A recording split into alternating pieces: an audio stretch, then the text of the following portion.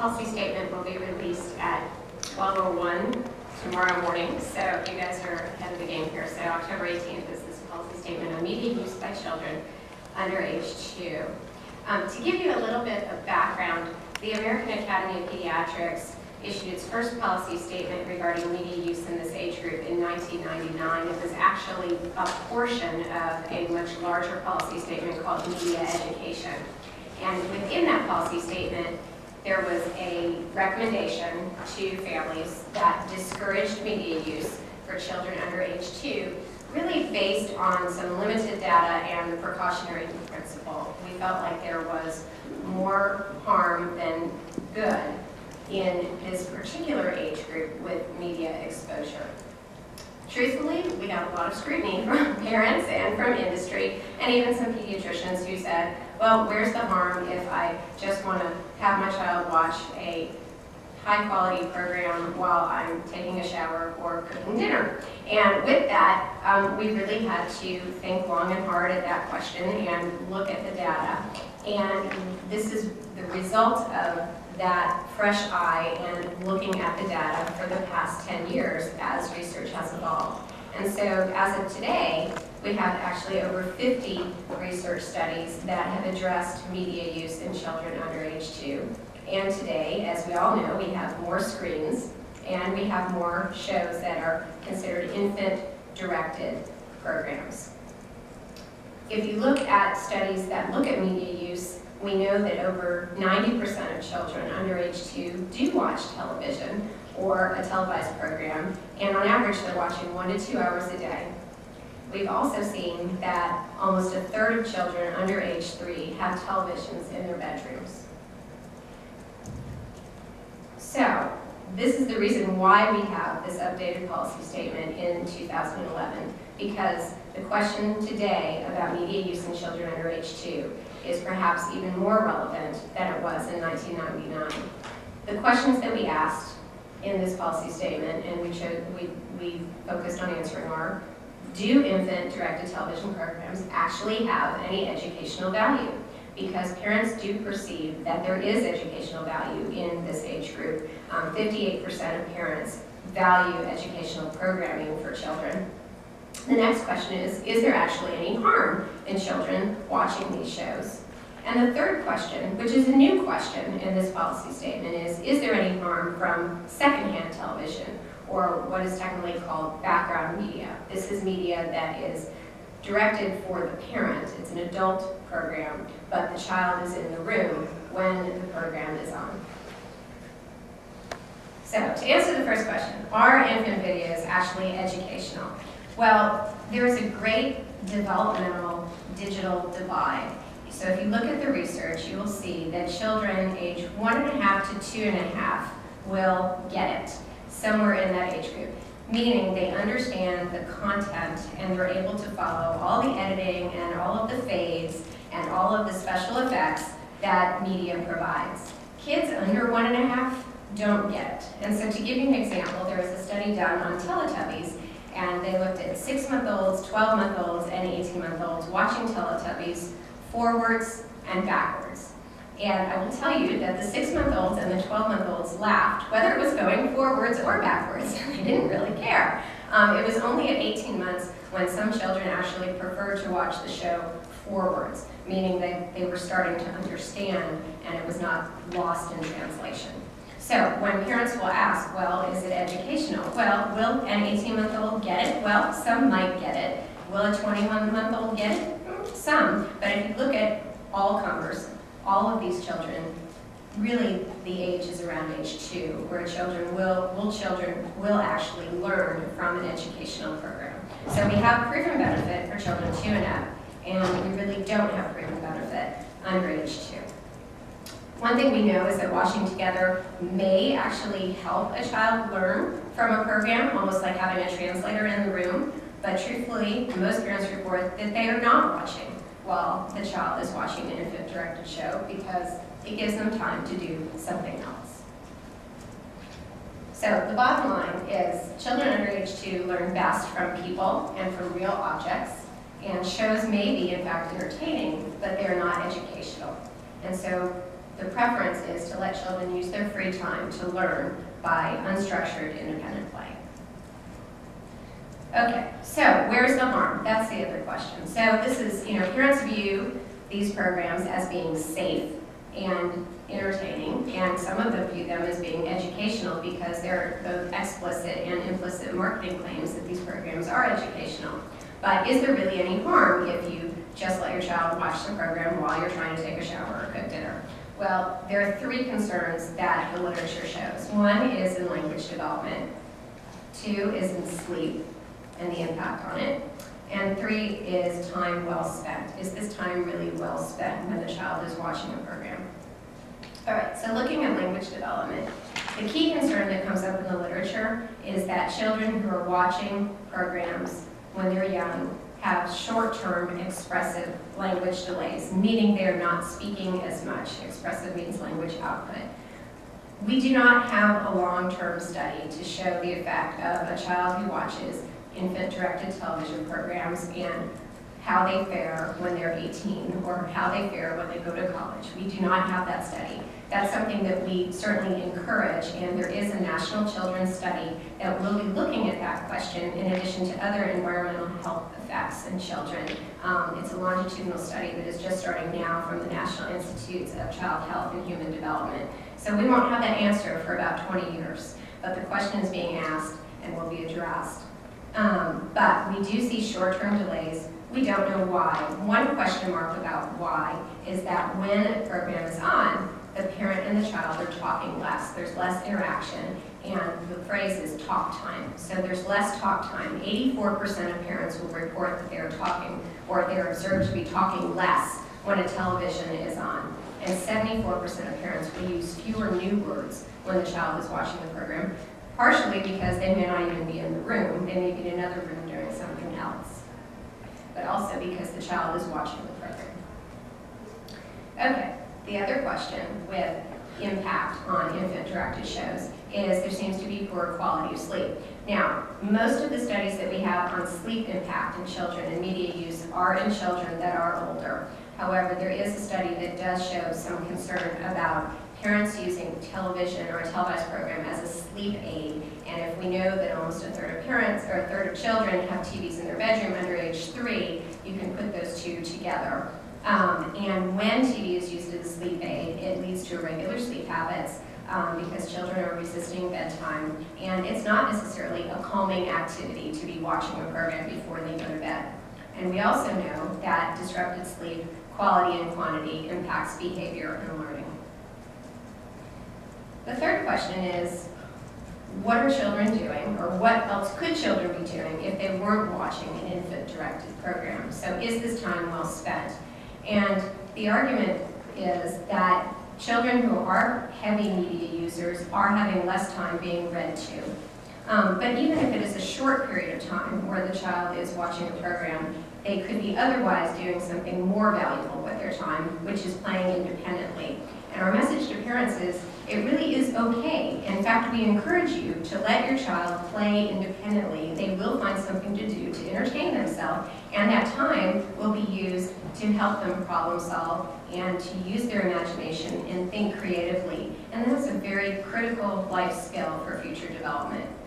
There are also concerns, although not data to support it, about a habitual lifestyle of using television for entertainment and part of your daily lifestyle routine. Media habits that are developing young, just like habits of eating healthy, just like habits of exercising regularly. This is a media diet, and it begins at a young age. And then the other question is there value in learning how to entertain yourself instead of being entertained? The new question that comes up in this policy statement is secondhand television. Over 60% of families will report that a child is in the room when their adult shows are on. And if you look at, there's some variability in the studies, somewhere between 40% to 60% of families will report that the TV is on either always or often, even when nobody is watching. Well, the truth is somebody is watching, and that's the child. The other concern is that it's distracting to both the parent, who's presumably talking less because their show is on, so they're going to talk even less when they're watching a program for themselves than when it's an infant-directed show.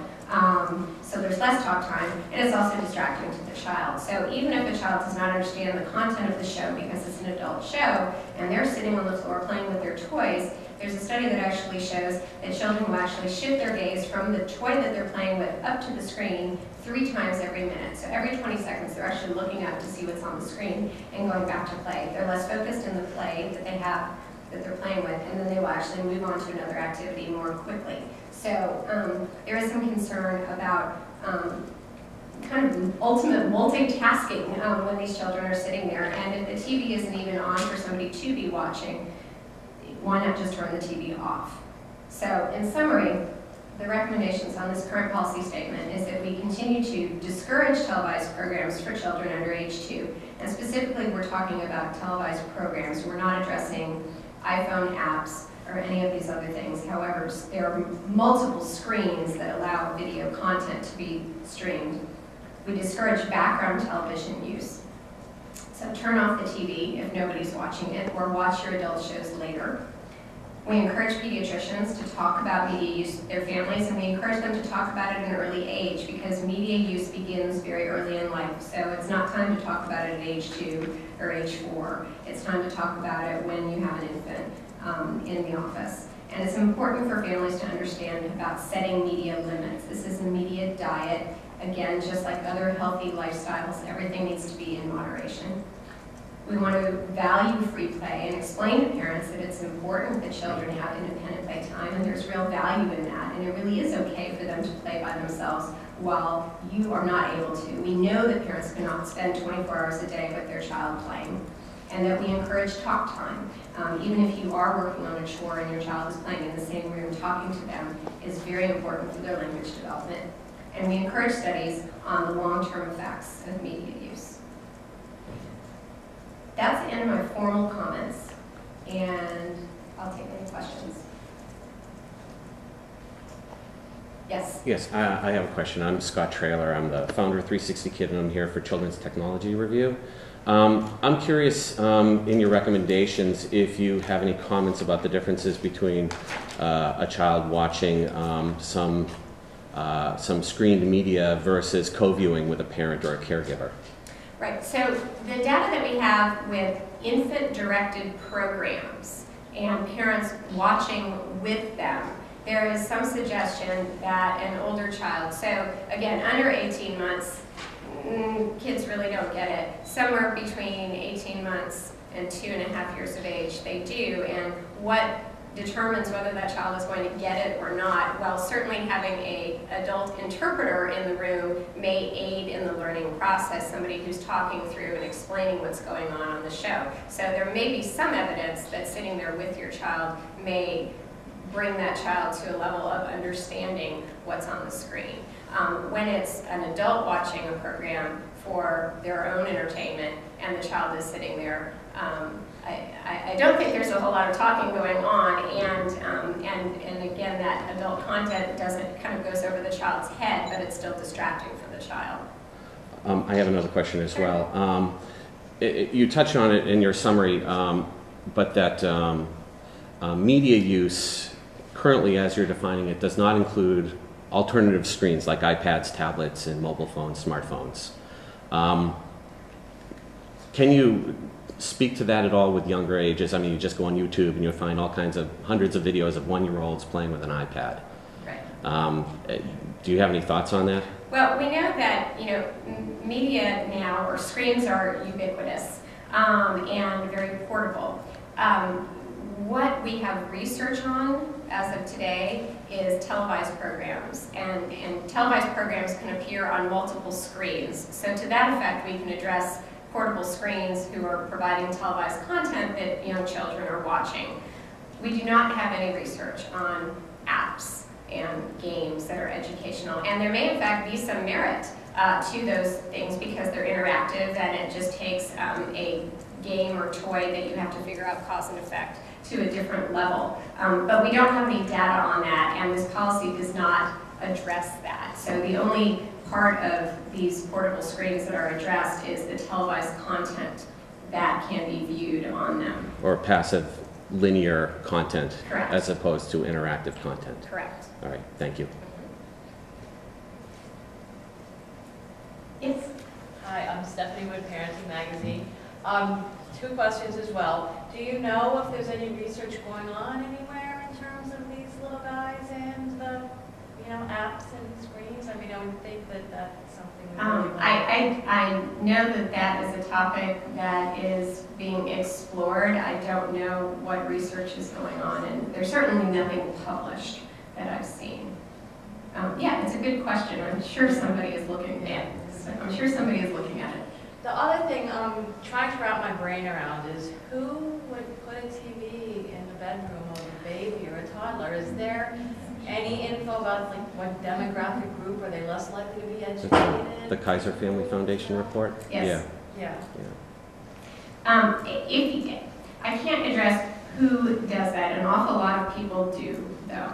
And one of the things that the AAP has been very emphatic about is not having screens in a child's bedroom. And this policy does not address this, but that includes, not having computers and things like that in the child's bedroom. But I can't say that. What I can say is heavy media use families, and we're talking heavy media use, and there are some children who are parked in front of a television 7 hours a day, tend to be families who have lower socioeconomic status and others who have less education. And I will say that there is a giant leap of faith that turning off the TV is displacing more valuable time. And one would hope that when the TV is off, that the parent would be talking to the child more. But that's an area of research that people are looking at is, would a parent interact with the child more if they turn that TV off? Yes. I'm Michelle Sullivan with Pediatric News, and just to expound on your question a little bit, I know a couple years ago, the more affluent, more educated moms were all about these baby Einstein videos. Right. I mean, they were everywhere, Right. and it wasn't, it was an expensive series, so it's not, it was something that more well-to-do families were really pushing. Right. I remember my sister-in-law putting her 6-week-old baby in his little rocker in front of the TV for like an hour a day to watch Baby Einstein. I'll make 2 comments. One is that, as parents, and I'm a parent too, we're all trying to do the right thing, and we certainly have a certain achievement culture today, and we're all trying to do the right thing. And what we know has proven benefits, to give you an example, we had Big Bird here yesterday. Sesame Street is a high-quality educational program that, if you look at the research, has proven benefits for social and language skills for children over the age of 2. Mm-hmm. But if you show Sesame Street to a child under the age of 2, those children actually have delayed language skills. Those children who are watching Sesame Street have delayed language skills. Why, we don't know, presumably because the parent's not talking to the child. But there's a perception by parents that TV can be very educational. It's a high-quality program because Sesame Street has proven that. But what the message gets lost is that if you don't understand the content, it can't be educational. And that's the message we're trying to get to families is the benefits are simply not there. And these infant programs have marketed themselves as being educational explicitly until 2006, until the FTC came in and said you can't market this because you've not proven it to be educational. But now it's implicitly a program, they say it's been designed by a child development expert or an educational, early learning expert. And so it implies that this is a program that's good for your child, that's going to teach your child something. And parents will buy into it because they just want to do the right thing. And so really the message that we're trying to convey to parents is if you want your child to learn and you want your child to do well, give them the skill set to do that. And the skill set is learning how to figure things out, and playing independently is an important way of doing that. And so not only is it's really okay to put your child in a room with some toys and figure out how to do something with this, but it's actually a good thing So you shouldn't feel guilty about having to take a shower or cook dinner. I mean, you cannot sit down with your child 24 hours a day. We know this and we get it. But that there is a real value in that time that your child is playing independently.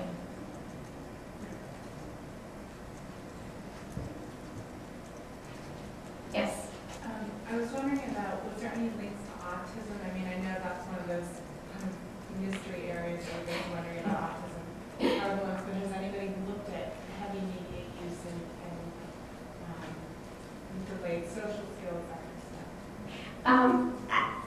There are studies that have looked at some other developmental differences. So autism being one of them, attention deficit being another, and what I would say is there's probably not enough research in any of these areas to show a definitely no causality, maybe a correlation. And is it the chicken or the egg?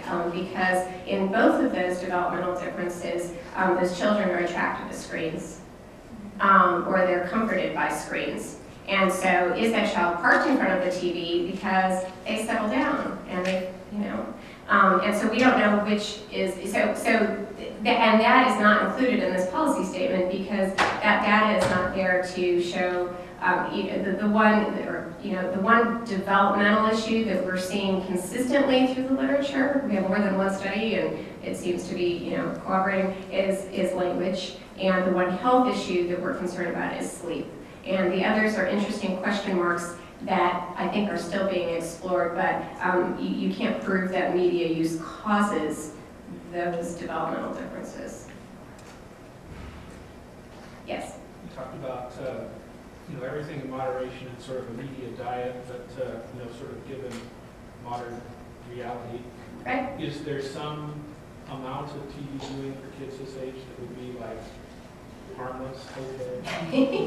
Well, here, and this is something that we're quite upfront about in the policy statement itself, and I probably didn't say this in my speaking points, is that even in the 1909 policy statement, our wording was we discouraged media use. Well, the media ran with that and said no media. AAP says no media use, and we sound very paternalistic. We live in reality, okay? We're not, we don't need a reality check that, oh my gosh, your child can never see a screen. We know that your child is probably going to be exposed to a screen under age 2, and we know that 100% of the time you cannot keep your child from seeing a televised program. It's going to happen. Some parent with a 10-month-old wants to watch the Super Bowl, and their kid's going to be sitting there on the couch with them. It's going to happen. And we don't want parents to, feel guilty, but what we are really trying to get at as far as messaging is that we want parents to thoughtfully consider media use when they are choosing to allow their child to be exposed to it.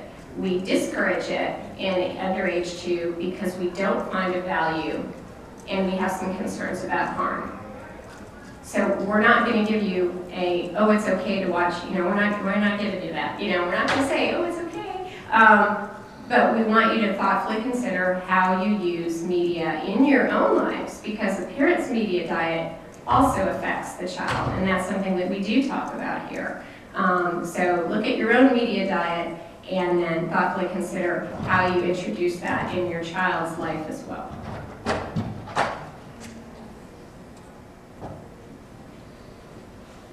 Yes? I have a question. I guess it's more personal because I'm thinking of my own 8-year-old son. So I've been going by the thought that like 2 hours combined, computer, television, all that, once we get close to that, everything goes off. And is that something, I know you're talking about 2 and under in here, but older kids, is that a guideline that's worth keeping in mind? Right, and that, there is a policy statement. So the AAP's policy statement for children ages 2 and up is 2 hours of combined screen time, just as you say. And so that involves all screens. Okay.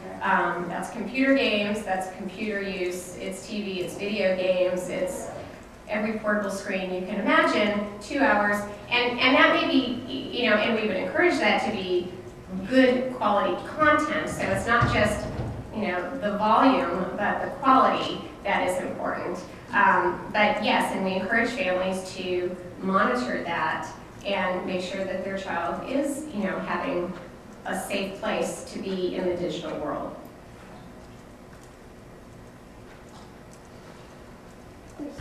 There's no other. You have another question? I was just trying to think it through. I thought I'd seen studies that talk about, the amount of screen time correlating to obesity or delayed development, that, starting at 1 hour, you're in a safe area, but moving up to 2, 3, certainly anything more than that, and you're entering dangerous territory. Am I correct on that? You're right, and again, because we were really pairing this only to media use under age 2, some of the other health effects that have been associated with media use, again, it's a correlation, but there are concerns about other health effects and other developmental effects and behavioral effects of media use over the age of 2. There's no other questions. I think we'll conclude. And if anybody wants to do a one-on-one with Dr. Brown, just let me know. Thank you very much. Thank you for coming. Thank you.